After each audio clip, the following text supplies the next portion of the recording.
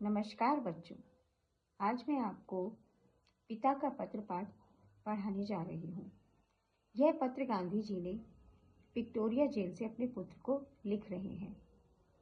उन्हें जेल से एक पत्र लिखने और एक पत्र प्राप्त करने का अधिकार था, परंतु उन्हें पत्र नहीं दिए जाते थे क्योंकि पढ़ने के समय उन्हें अपने पुत्र का ख्याल आया। तब उन्होंने अपने पुत्र को यह पत्र लिखा।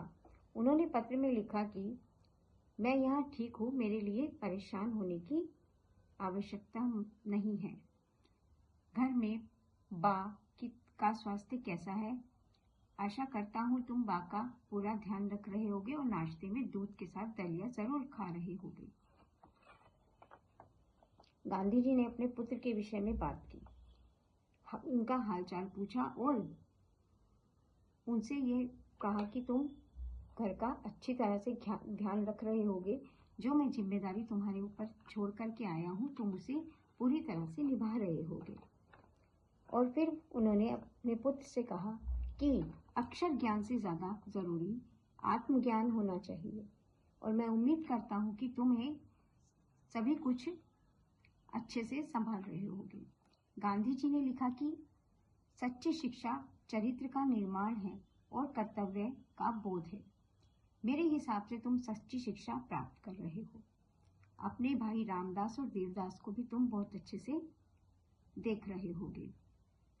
यदि तुम्हें काम को आनंद लेते हुए करोगे तो तुम्हें सफलता अवश्य मिलेगी। काम को कभी भी बोझ समझकर नहीं करना चाहिए। संसार में 3 बातें बहुत महत्वपूर्ण हैं: अपना ध्यान रखना, दूसरों का ध्यान रखना और ईश्वर को हमेशा धन्यवाद करना। सच्चा ज्ञान तुमने प्राप्त कर लिया है। अक्षर ज्ञान होने से हम दूसरों को भी शिक्षा दे सकते हैं। उन्होंने अपने पुत्र को यह भी समझाया कि अपने कर्तव्यों का पालन करते हुए किसी की सहायता की आवश्यकता नहीं पड़नी चाहिए। गरीबी में सुख है, गरीबी में रहना ही सच्ची भगवान की भक्ति है। इसी में हमें जीवन निर्वाह करना है। तुम एक योग्य किसान हो और तुम आगे चल करके बहुत अच्छी तरह से सभी काम को संभालोगे।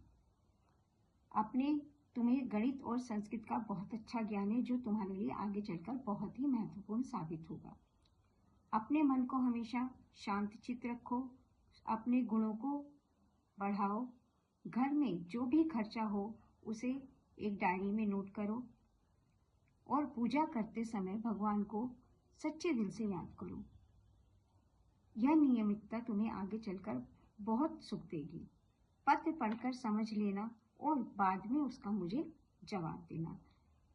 तो बच्चों, इसमें यह बताया गया है कि हम पत्र कैसे लिखते हैं। पत्र को लिखने का भी तरीका होता है।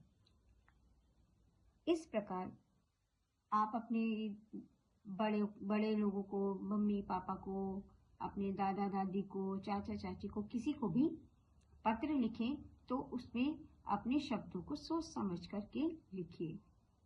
आशा करती हूँ आपको ये पाठ समझ में आ गया होगा। धन्यवाद।